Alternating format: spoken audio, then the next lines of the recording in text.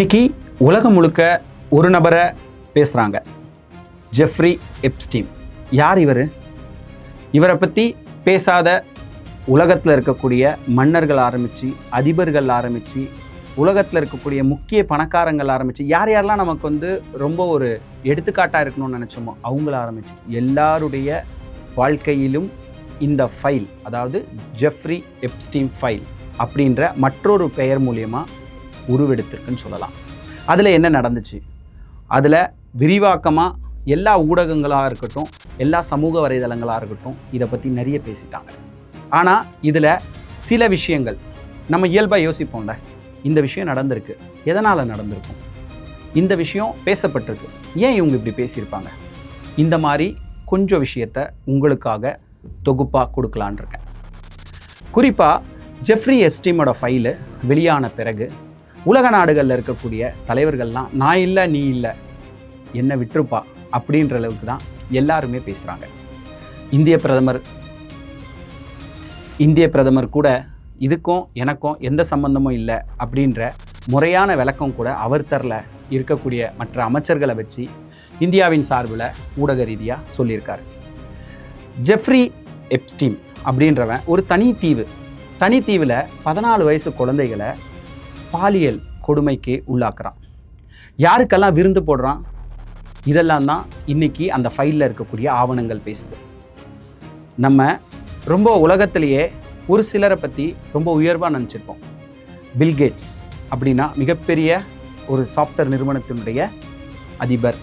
அந்த மாதிரி ஒவ்வொருத்தவங்கள ஒரு ரொம்ப இயல்பாக எடுத்துக்கிட்டு அவங்கள மாதிரி நம்ம இருக்கணும். எலான் மஸ்க் ஒரு போட்டிட்டார், ஒரு விஷயத்தை எடுத்தார்னா பயங்கரமாக பண்ணுவார். அதுக்கு ஒரு எடுத்துக்காட்டு கூட சொல்லலாம். எலான் மஸ்க்கு எக்ஸ் வலைத்தளத்தை வாங்கின பிறகு அதில் பார்த்தோன்னா கொஞ்ச நாளைக்கு அவருடைய லோகோவை வேறு மாதிரி மாற்றினார். ஏன்னா அது என்னது, நான் என்ன வேணாலும் பண்ணுவேன் அப்படின்ற ஒரு ஆதிக்கத்தை செலுத்தினார். அப்போது இப்படி கூட இருக்கணும், நம்ம வாழ்க்கையில் இப்படிலாம் இருக்கணும் அப்படின்னு தோணும்.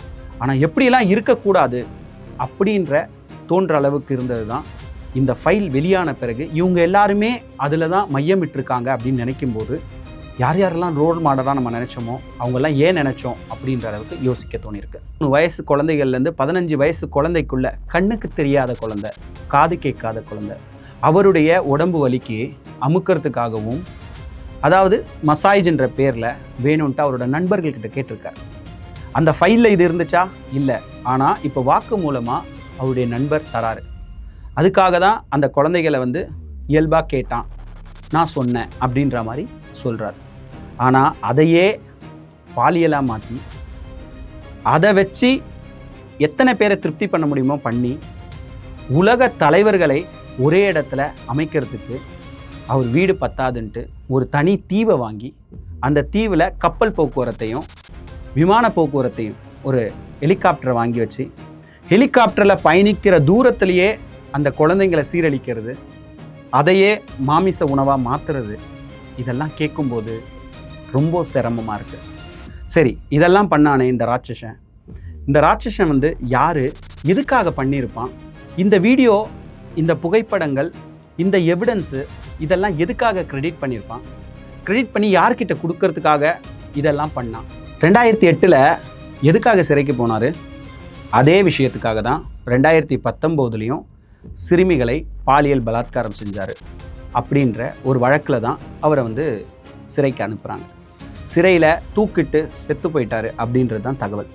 ஆனால் இந்த தகவலை பொறுத்தளவு பெருசாக அதை யாரும் கவனிக்கணுமா அப்படின்றது, நம்ம சிறையாக இருந்தால், இந்தியாவில் இருந்தால் தூக்கிட்டு ஒரு சிறை கைதி இறந்துட்டாங்கன்னா முடிச்சிருவாங்க. ஆனால் அமெரிக்க மக்கள் விடலை. அவன் எவ்வளோ கொடூரன், எதுக்காக அவன் செத்தான், எப்படி ஒரு சிறையில் எவ்வளோ சிசிடிவி கேமரா இருக்கும், எந்த சிசிடிவி கேமரா ஒர்க் ஆகலைன்றீங்க. இதில் பல கேள்விகள் எழும்புது. எதிர்கட்சிகள், ஆளும் கட்சிகள்னு ஒரே ஒன்றா சேர்ந்து அவருடைய மொத்த ஆவணத்தையும் வெளியிடுங்க, அவர் என்ன தான் பண்ணாருன்னு தெரியணும், எத்தனை பேர் இதில் பாதிக்கப்பட்டாங்கன்னு தெரியணும். 2009 ஒரு பெண்மணி, அதாவது அந்த ஊரோட மாடல், ஒரு அரங்கத்துலேருந்து வெளியே இங்கே மனித மாமிசம் சாப்பிடப்படுது அப்படின்றத ரொம்ப கூச்சல் போட்டு சொன்னாங்க. அன்னைக்கே அதை முழுமையாக ஆராய்ச்சி விசாரித்து முறையான நடவடிக்கை எடுத்திருந்தா இன்றைக்கி இந்த நிலைமை உலக நாடுகள் இருக்கக்கூடிய தலைவர்கள் எல்லாம் தலைகுனிற அளவுக்கு வந்திருக்காங்க. 2019 சிறையில் இறந்த ஒரு கைதி 2025 வெளிப்படைத்தன்மையாக வெளியிடுங்க, அப்படின்ற ஒரு சூழல் வந்திருக்கு. 2025க்கு இந்த சூழல் ஏன் இத்தனை ஆண்டு காலம் கழித்து வெளியே வந்துச்சு? இதுதான் நம்மளோட கேள்வி. உலகத்தில் இருக்கக்கூடிய வல்லரசு நாடுகளில் அமெரிக்கா தான் தலை தூக்குன ஒரு இடத்துல இருக்குன்னா மிகையாகாது. ஆனால் அவங்க எல்லாரும் மற்ற நாடுகளை ஆளுமை செய்யணும்னு நினைக்கிறது இயல்பு தான்.